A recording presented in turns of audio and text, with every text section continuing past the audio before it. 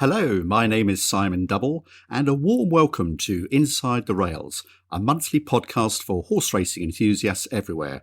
I'm joined as ever by my co-host, Phil Boyle, recently returned from Worcester Racecourse. So how are you, Phil, and how was Worcester? I'm very well, Simon, and Worcester was very wet. Do you need any more information? Well, I take it you went there because you had a runner. Maybe rather than just talk about the weather, we can talk about how your runner, how it did run a little bit later on. But yeah, we'll talk about it later on. We had a lovely day at Worcester. In fairness, it's just that we were hoping it wouldn't rain, and it started at 2:00, and it still hadn't finished by the time I pulled into the drive at about 11 in the evening. So it was not ideal. Okay, well, a spot of alliteration for our listeners, a wet Worcester. There you go. Absolutely.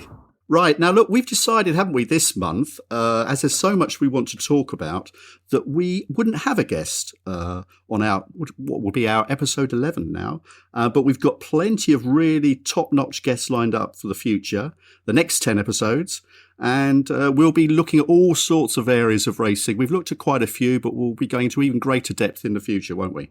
We certainly will, and yeah, you hear that that saying in music, the difficult second album that many musicians suffer from. It looks like with the guest list that we've got to choose from coming up, that our second 10 won't be our difficult second 10 episodes. So yeah, fingers crossed that we'll deliver more of the same and get some really informative and entertaining guests on.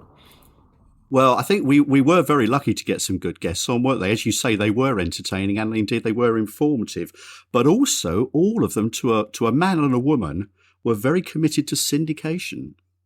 If you manage to get into racehorse ownership, especially at this time, not only will it be a very fulfilling experience, but you are actually propping up the industry as we are right now, because without the owners, we have absolutely nothing. Let's realise that the people who really matter are the owners of these wonderful horses, the people who pay the bills to keep the show on the road.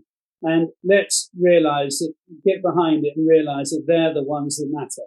Each one of your syndicate members, to me, matters enormously because they are the only way we can keep this going. Yeah, I think shared ownership's the way forward, particularly having worked in Australia. You know, it's obviously massive out there. And we have both syndicates and clubs throughout the yard. And you know, it's just great to have a group of people that can get together and enjoy a horse together rather than, you know, your sole owners that might go to the races the whole time on their own. Keep it going with the syndicates because I think they are the backbone of racing and they make racing fun. And after all, although it's a serious sport, it should be fun. Well, Phil, there was some dulcet tones of some of our previous guests, Hazel Poplinsky, Sam Bullard, Amy Murphy and Luke Harvey. All of our guests were great, but as I said, they were all really promoting ownership and importance of syndication, weren't they? They certainly were. And while looking back, it's probably a good time to remind our listeners that all of those earlier episodes are available to download and listen to at any time.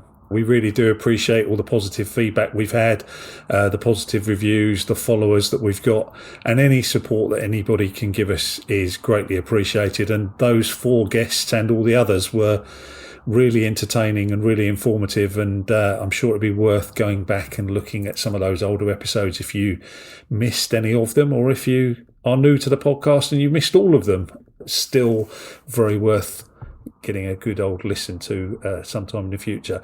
But going back to the guests, I don't know if you know, Simon, I managed to meet 2 of our former guests face to face up at Perth Racecourse recently. Oh, did you? Okay. Yeah, I did. I had a day up there. Obviously, Hazel Poplinsky is the chief executive there, and I got to meet with her and have a little chat. And Tom Scudamore was up as well, riding for one of my trainers, Neil Mulholland. He had 5 runners on the day, and Skew rode all 5. And because it was Perth and none of the other owners had managed to get up there, I was up there on holiday.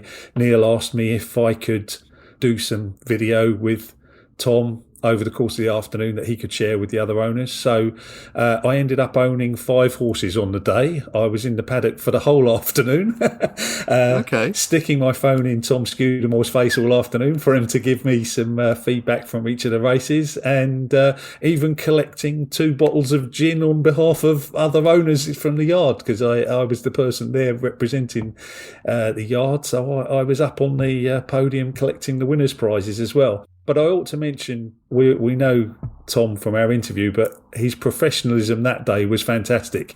He was doing all of the interviews with me after the races to give some feedback to each of the owners. And unfortunately, midway through the afternoon, he came off during one of the races. So he was brought back to the weighing room in an ambulance. We all spent ages charging around, making sure he was okay to ride in the next race, making sure the saddle was retrieved and taken back to the weighing room. He was fine as it happens, but having had all of that, he still marched into the paddock for the next race, and before getting on board the next runner, he said, "Right, Phil, we better do that video for the previous race before we get started on this one." I mean, I didn't really like to ask. I thought, he's just been on the floor and scrambling around, but he was still all about making sure that the owners were communicated with and had a bit of feedback from him, even though it was obviously a bad result.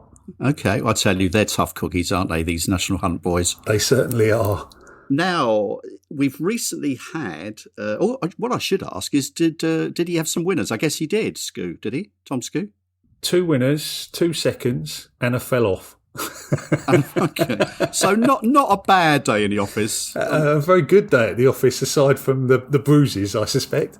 Now, Phil, we've recently had National Racehorse Week, which was a huge success up and down the country, where yards, Flat, National Hunt, Dual Purpose were opening their yards up to the general public to promote the racehorse and also to get the message across about how well they're looked after by the staff. And I know, unfortunately, you weren't able to take part because I think you were skiving off on holiday, weren't you? Well, yeah, that was when I was up in Perth. It was the same week, unfortunately. So I was unable to take part myself, but I know that many of the yards were open, as you say. Certainly know from Epsom, where I've got contacts, they had a fantastic open day there. So, yeah, it sounded like a good week. It was. Dean Ivory, the trainer that I have horses in training with for Solaria Racing. We had an open day. It was really good. Dean really put out the works. He put up lots of hospitality, apart from showing stable stars like Tropics and Labrise Breeze, and the people had a chance to go on the gallops. There was hospitality afterwards, and I threw in a bit of champagne, and it was a really good morning, and had some nice feedback from people who went. The only thing I would say, and I have actually passed this on to Great British Racing because they wanted some feedback, was we did have quite a few no-shows, and I think that was the case up and down the country. And my thoughts are, I'd be interested in your views on this, is that whenever you put on a free event, 1 or 2 yards, the open days they did charge, but most of us didn't. I often think when you make it absolutely free, you're more likely to get some no-shows. And my suggestion when I spoke to Eloise at Great British Racing was that maybe they make a nominal charge and it goes to an equine charity. What are your thoughts on that? Yeah, I think you're absolutely right. I think it's very easy for people when they haven't paid for something to just decide to go and do something else. And I suspect that people don't realise just quite how much work goes into putting the day on. The trainers and the people like yourself that were there hosting. It's a lot of hard work, isn't it? It certainly is for trainers and staff. But anyway, look, what I can say is I think up and down the breadth of the country, people really did have a good time. And really, those that enjoyed it, who knows, they might like to get involved in owning a leg of a horse further down the line. So, because, as you and I know, you get that much more access to the horses, the trainers, the jockeys. So hopefully it might have attracted 1 or 2 owners along the way as well. Yeah, exactly. I mean, some of those people that came along there, I mean, they probably don't realise that, for a very modest amount, they can get involved in ownership in some way, some to a different level than others. But at all levels, there are opportunities to go to the stables like that. You don't have to wait for the open days if you are a part owner. You know, even the syndicates with lots of members will organise open days for their shareholders, and you know, shareholders in syndicates that perhaps you run would probably be able to go to the stables pretty much whenever they wanted. So those kind of access opportunities are probably something that people don't really realise. Anyway, we were speaking earlier, Simon, about the fact that I'd had a runner yesterday. Have you had any runners during the last month? I have, yes. I think twice since we recorded our last podcast. Dancing in the Woods both occasions. So he was fourth at Ascot, ridden by Andrea Azzini. And then William Buick was very keen to ride him again, and he rode him at Newmarket, and he was fourth. You know, not bad. I mean, in terms of the whole season, Dancing in the Woods, he's had 9 races. He's won 2. And he's been in the prize money 8 times. So really, both the owners and myself, we really can't complain. And he's actually now having his holiday. So we like to give him a break over the winter. So a few days ago, he went to Childwickbury Stud. Max Weston is the manager there, and he's one of the guests we're hoping to get on next year. So he's having a holiday. That's Dancing in the Woods, not Max Weston. And I shall be going there tomorrow just to see how he's enjoying being turned out. He's going to have 2 or 3 months off. So that's good. And I've got my 2 2-year-olds who should be making their debut quite soon. So watch this space. What about your runners, Phil? Dynamic Kate yesterday at Worcester. Yeah, just Dynamic Kate yesterday. I haven't had any other runners over the last month. But yeah, she was fourth yesterday. We were hoping that the ground was going to ride good. And as I said before, the weather over the course of the day was just terrible. And she travelled beautifully through the race. She made a bit of a jumping error just coming out of the back straight, which knocked her sort of back a little bit. But she came back on the bridle straight away, and I'm sure on good ground she'd have gone very close, if not won. But just the effort of plugging all the way up the straight on soft ground that she wasn't really enjoying, I mean, she sort of couldn't really get to the front, and she finished up fourth. But it was a good run. We had a lovely day. And yeah, I mean, obviously we're getting to the end of the flat season now. You've mentioned that Dancing in the Woods is going off for his holiday, but it's still a great time for shared ownership this time of the year, I always think, because of course in October we've got several of the big yearling sales, and then at the end of October we have the really big horses in training sale at Newmarket for all of the people that are looking to move their flat horses on at the end of the season. So there's really good opportunities at the moment to buy a yearling to race at 2 next season. Obviously, as you were talking about your 2 2-year-olds, now's the time to get the yearlings for next year. Or maybe a horse that's coming off the flat to go hurdling this winter. There's also opportunities to do that. I know you're always scouting the yearling sales. Have you got plans to go again this month? I have. And you know, Phil, I can't believe, I know COVID and the pandemic, it's made us all slightly lose a sense of time, hasn't it? Where we almost lost last year, if you like. But I can never get over the fact how quickly the sales come round. You know, there's me talking about the 2 2-year-olds about to make their debut. It only seems like yesterday that I actually bought them. For people who are interested, their names are Sharp Distinction and Twilight Bay, so look out for them. But no, I should be going to Tattersalls in a couple of weeks' time. I've already started scouring the catalogue. What I like to do is go through and look at those pedigrees that I'm interested in, and then I normally look at 100, 120 horses, and hopefully, all being well, I come away with 1, maybe 2. So what about you, Phil? What are your plans for BG Racing? Are you looking to beef up the stock, as it were?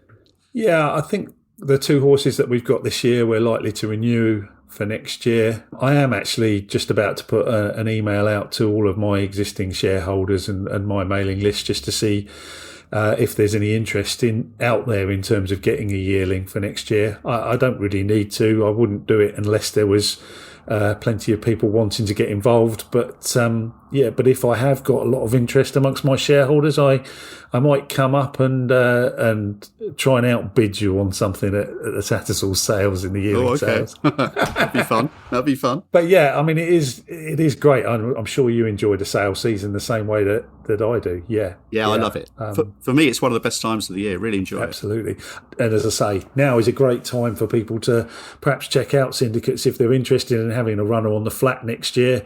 Now might be the time to start looking at the syndicates that might be buying suitable horses. And of course, if anybody out there listening is looking for a syndicate and wants to have a bit of advice or a steer in the right direction, I know you'd be happy to help them, and I certainly would. Absolutely. Our contact details are in the show notes, aren't they, alongside the podcast.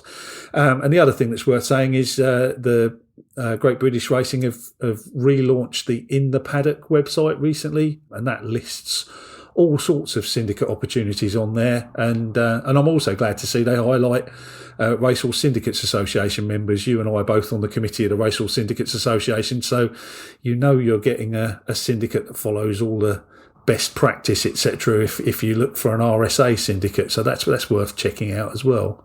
Absolutely, I totally endorse that, Phil. Well said. Now, of course, in a sense, from my point of view, you could argue that the